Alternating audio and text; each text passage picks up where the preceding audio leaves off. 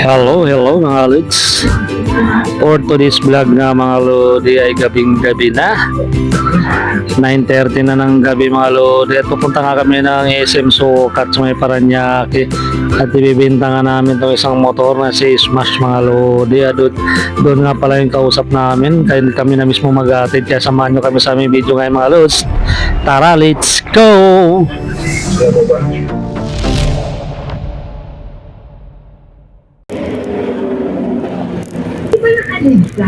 At yun na nga mga Lods, nandito na tayo sa Paranaque.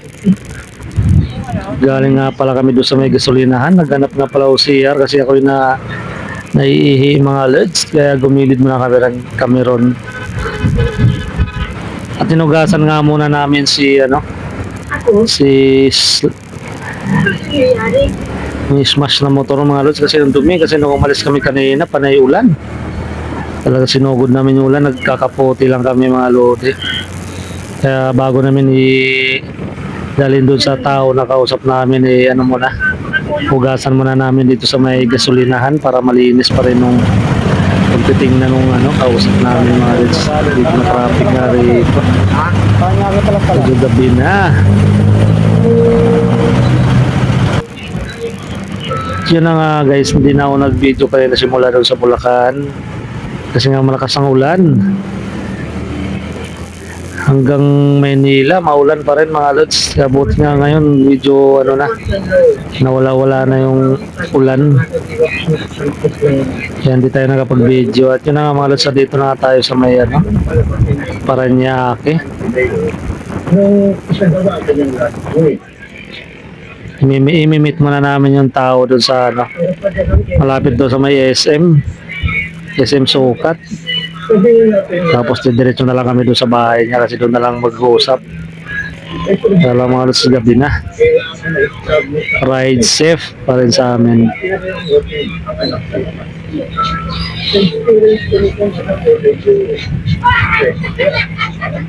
Yan na nga guys, dumating na kami dito sa may harap ng SM Sukat. At hinihintay na lang namin yung tao na kausap namin. Kasama ko nga rin pala dyan si Bro Edinel mga Lodi. Pali naka NMAX nga pala siya. Ako naman may dala ng Smash mga Lods. Para pag-uwi namin mamaya, doon ako sasakay sa kanya. Angkas na lang tayo doon mamaya. Tsunado kami sa flyover. Waiting. Siguro mamaya lang po tayo darating na yung tao kausap namin mga Lods.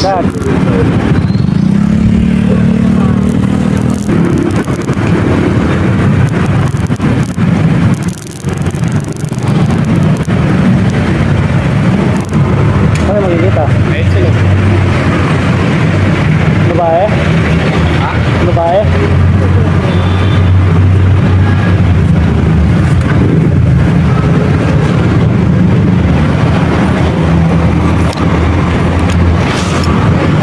Ay, susunod yata tayo sa bahay niya. Kasi doon daw tayo sa bahay. At yun na nga guys, dumating na yung si Kuya, si Bossing. Yung kausap pala namin na siya nga pala kukuha nung Smash na motor. Bagong-bago ba yung mga Lodi. Nasa 2,000 lang tinakbo nito mga Lods. 2,000 miles lang. Napakabata pa. Sa lang po yan, pinili mga Lods, February. Kaya swerte rin talaga yung makakuha nitong nung Smash na to. Kaya swerte rin ni Bossing na siyang nakakuha. Kaya kahit malayo, pinuntahan talaga namin mga Lods. Dito nga pala tayo sa ilalim ng flyover, naghihintay. At susunod daw tayo sa kanya mamaya. Doon na tayo sa bahay nila mag-uusap mga Lods. Ito kasi nung ilang dyan, yan lang talaga. Pamangkin ng may-ari nito.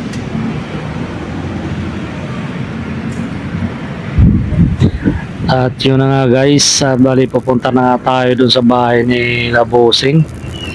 Doon na lang daw kami mag-uusap sa mismong bahay nila. Kasi mahirap nga naman pag nagkabuta ng pagkabayaran dun sa may kalsada.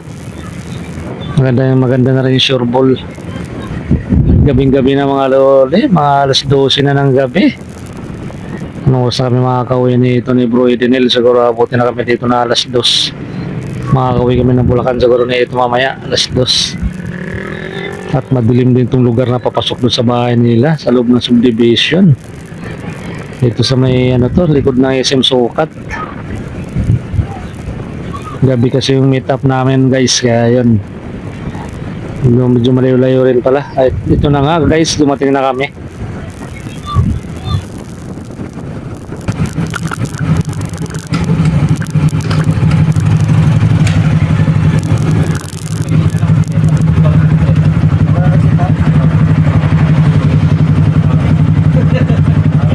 Hindi mo tayo magamit.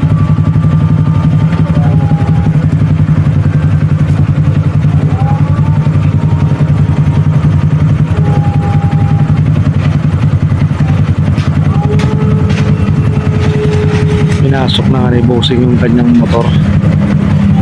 At may ano guys, nakakaano naman dito sa may lugar nila, parang may asong malulong dito. At mga naghihintay nga muna kami dito sa labas.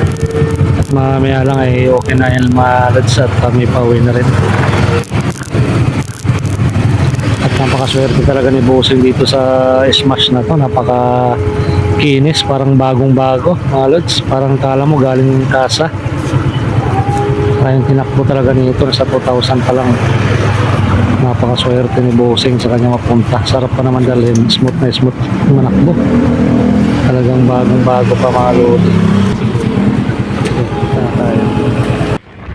Siya na mga lods, pakalipas ng ilang minuto okay na nga lahat, naayos na, tagpasya na kaming umuwi. Bali nakaangkas na nga rin tayo diyan kay Bro Edenil mga lods.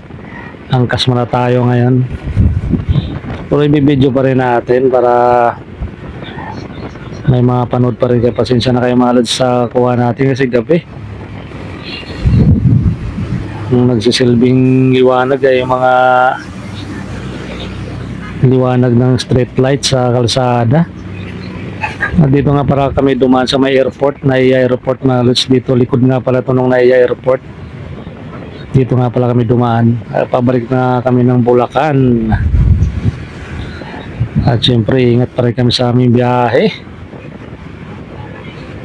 Bagay mga lods, wala naman traffic ngayon kasi nga ating gabi na. Alauna na ng madaling araw. Siguro estimate ko darating kami ng Bulacan siguro nito mga alas 2. May aeroplano pa nga dito para mga lods. So yan, ang baba lang ng aeroplano, mga palipad pa lang. Pagkaganda rin talaga mag biyahe ng gabi, walang ka-traffic. Sarap din magpatakbo mga lods pag ganito. Mabilis lang biyahe pag walang traffic. Kaya tara, let's go!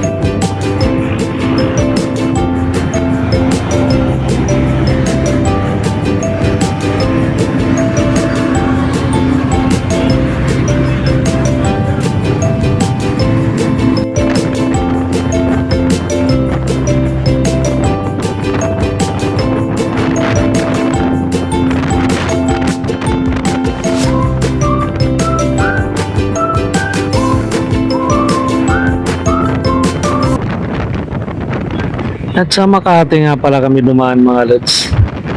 Maganda rin kasi yung biyahe rito maganda rin kasi yung ano rito sa Makati. Nakita nyo naman yung mga nagsita sa mga building dyan, yung mga ilaw na nagagandahan dyan sa ano, ng mga building mga lods. Ang tataas ng mga building dito sa Makati. Napakaganda rin talaga dito dumaan kasi dire-diretso lang yung biyahe mga lods. At kita-kita na may mga skyway rito, saka yung mga tulay sa ibabaw. Nagko-cross mga lods yung mga rito, mga flyover, saka skyway pa tayo na sa taas yan mga lods. Galing na talaga ng Metro Manila. Ano yung mga kalsada, nasa ibabaw na ng ano, nasa ibabaw na ng lupa mga lods, yung mga kalsada rito, yung ginagawa nila Skyway mga lods. Kaya hindi naman tayo pwedeng dumaan dyan kasi lower CC lang yung dala natin. Para lang yan sa mga high CC na motor simula 400 pataas. Kitang-kita na yung mga flyover dito, mga nagko-cross-cross yung mga tulay rito mga lods. Sakop pa rin natin ng Makati to.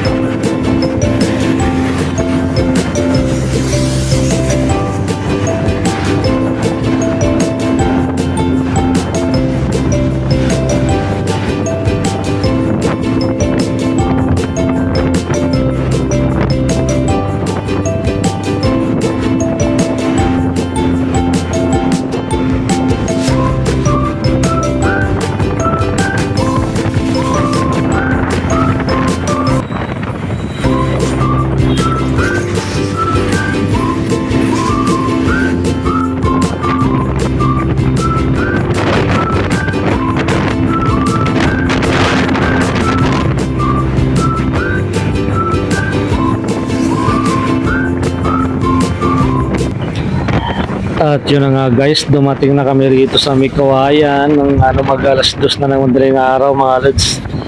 At naisipan nga muna namin magpagasolina dito sa may Petron bago kami pumasok ng service road Tagos ng Lias. Pagas muna tayo dito mga lods para siguradong may laman yung motor natin. Red premium.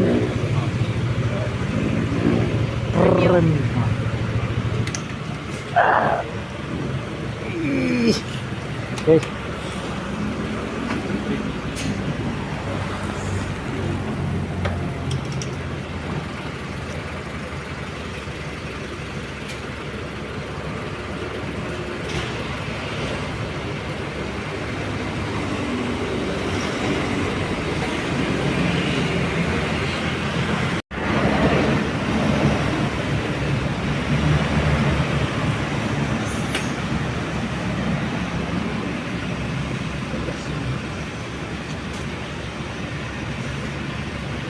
Susi pala nito, naiwan ko dito sa loob. Okay, susi. Susi na.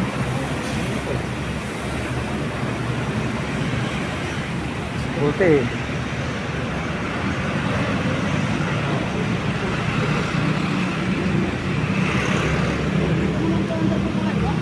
Oh.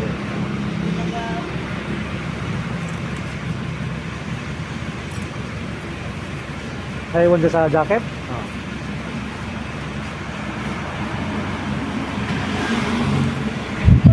Yun na nga mga lods, dito na tayo sa service road, North Luzon Expressway. Nasa gilid lang po tayo ng North Luzon Expressway mga lods. Patagos pala ng Lias to. At gabing gabi na, mag-alas 2 na. At yun nga, pagdating nga namin dito sa may 7-Eleven Meralco, dumaan muna kami rito mga lodi. Pahinga lang ng konti at tapos pupunta kami dun sa may Baga Burger at kami magmerienda muna. At yan, pagkatapos nga namin magmerienda mga lods, pagdating naman dito sa may malapit sa amin at pinaros nga muna ni Bro Edinel yung kanyang motor para pag uwi daw niya ay malinis na, para pag ginamit niya bukas malinis na mga lods. At yun na nga guys, so kung nakaabot kayo sa video na to, paki-likes and comments naman, pa-share na rin, huwag kalimutan mag-follow and subscribe mga lodi. Maraming salamat sa inyong lahat. God bless you all. Mabuhay kayo siyempre sa gusto nyo.